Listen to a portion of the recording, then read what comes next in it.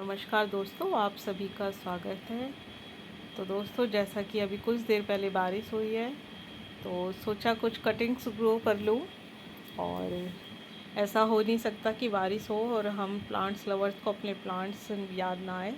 तो हालांकि धूप निकल आई है, बहुत गर्मी भी छत पे हो रही है, लेकिन मैंने सोचा मिनिएचर वैरायटी की कुछ कटिंग्स में जो हिबिस्कस की मिनिएचर वैरायटी है उसकी कुछ कटिंग्स ग्रो कर लूँ। क्योंकि दोस्तों, कटिंग्स ग्रो करने का मतलब ये नहीं है कि मतलब हम सिर्फ अपने पैसे सेव कर रहे हैं। पैसे सेव करना एक अलग चीज़ है, लेकिन अगर हम बार बार नर्सरी पे जाते, अगर नए प्लांट्स लेने जाएंगे तो एक तो समय नहीं होता कि हम नर्सरी पर जाएं, दूसरा कभी कभी जो प्लांट्स हम लेकर आते हैं वो रेड सॉइल में होते हैं और उन प्लांट्स को दोबारा से ब्लैक सॉइल में ग्रो करना बहुत कम चांसेस होते हैं कि प्लांट हमारे सक्सेसफुल हो जाए।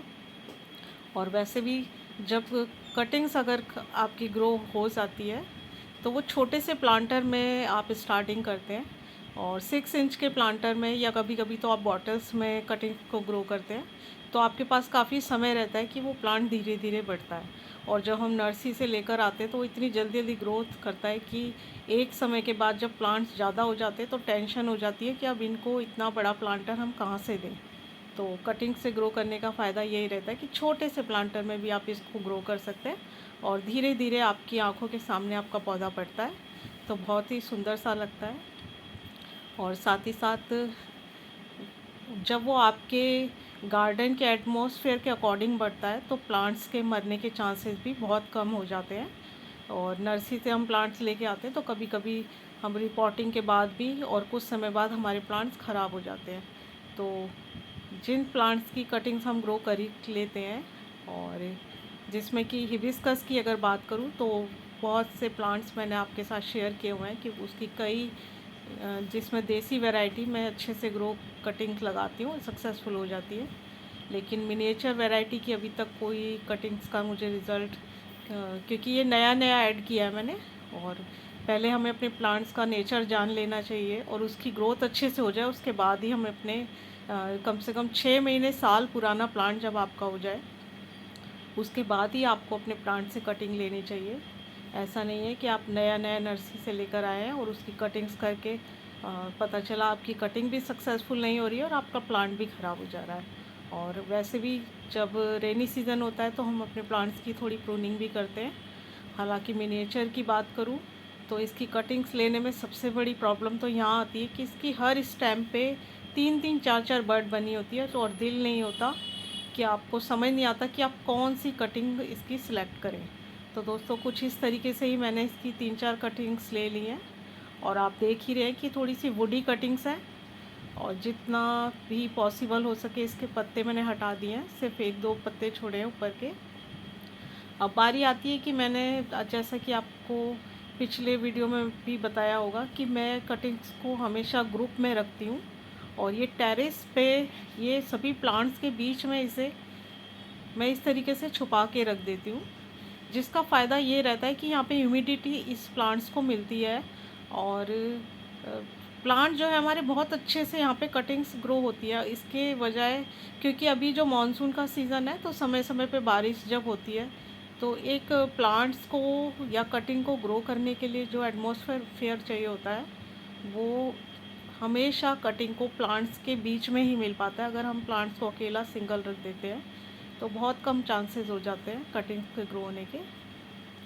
तो दोस्तों, जैसे कि ये मैंने जो पिंक वाला एलमंडा बुश है उसकी कटिंग ग्रो करी थी, तो ये आप देख रहे हैं कि पूरी तरीके से ड्राई है, लेकिन मैं इनको अभी छेड़ूंगी नहीं, क्योंकि कभी कभी हमारी कटिंग्स पूरी तरीके से ड्राई हो जाती है और सर्दियों का सीज़न भी बीत जाता है इवन, फिर फरवरी मार्च में अचानक ही आपका प्लांट जो है वो ग्रीन हो जाता है।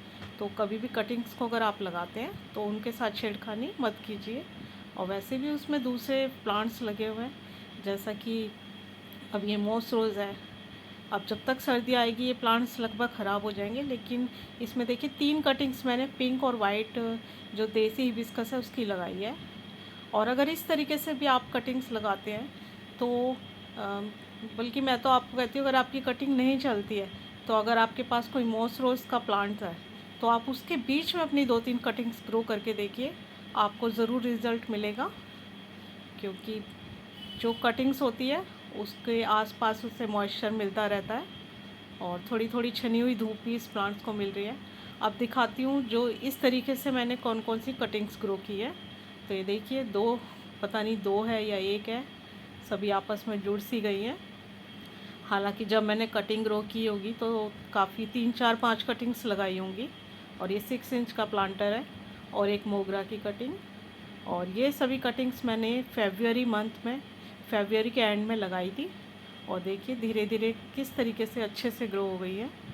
और अभी इनके साथ छेड़खानी नहीं करूँगी। और ये दूसरा भी कटिंग्स दो लगी हुई हैं, ये भी एक हिबिस्कस की है और एक मोगरा की है, क्योंकि अभी ना तो मेरे पास इतना स्पेस है और वैसे भी कटिंग, जैसा कि मैंने बोला कि जब ये ग्रो होती है तो अभी ये इस 1 2 साल अगर इस प्लांटर में भी हम इसे छोड़ देते हैं तो भी अच्छे से ग्रो होती रहेगी। और एक ये बहुत छोटी सी 3 4 इंच की कटिंग्स मैंने इसको भी लगाया है।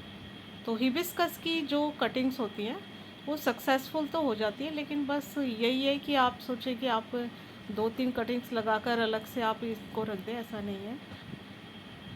हमेशा प्लांट्स को ग्रुप के बीच में छुपा कर रखिए।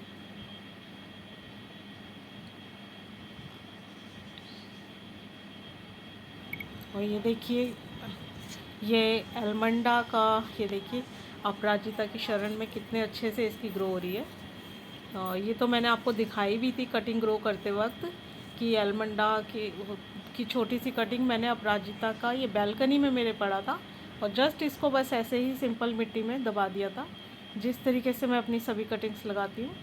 और ये कुछ दिन पहले जब मैंने अपराजिता की रिपोर्टिंग की थी तो कट करके, और इसमें बिल्कुल बस 2 मुट्ठी, ये एक और बहुत बढ़िया तरीका है कि जब आप कटिंग को लगाएं, अगर आप छोटे से प्लांटर में लगा रहे हैं तो बहुत कम मिट्टी को यूज़ करें, तो इससे ओवर वाटरिंग नहीं हो पाएगी और आपका प्लांट जो है वो ख़राब नहीं होगा।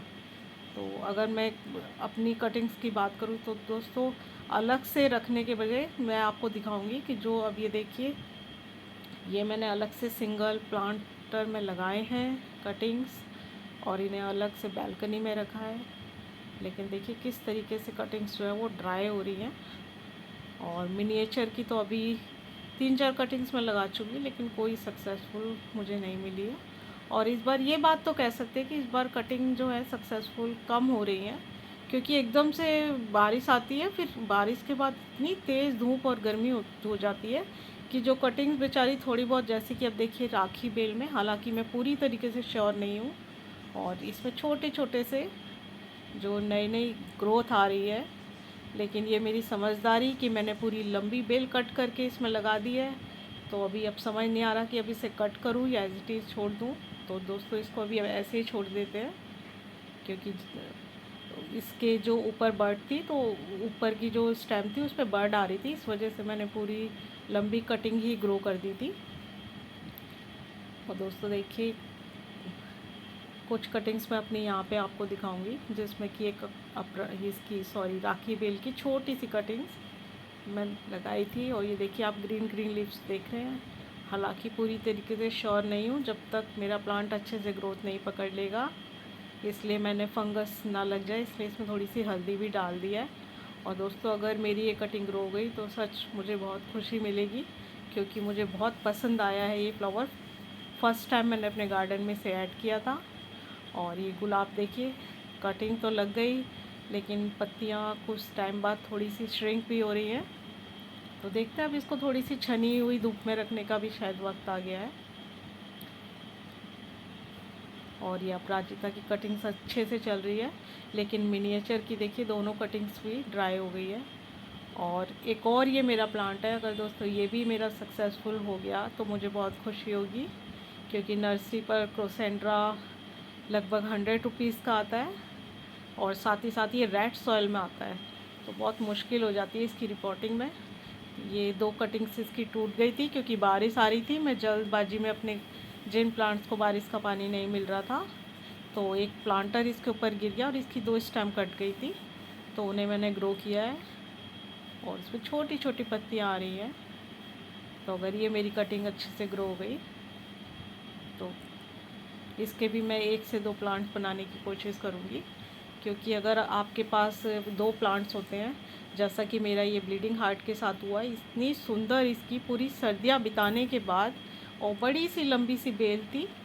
बस उसके साथ गलती मैंने यही की, कभी मैंने उसको धूप में रख दिया, फिर मैंने उसे शेड में रख दिया और ऐसी जगह पर रख दिया क्योंकि इसको मॉइस्चर पसंद है, और उस जगह पर रख दिया जहाँ अच्छे से इसे पानी नहीं मिल पाया।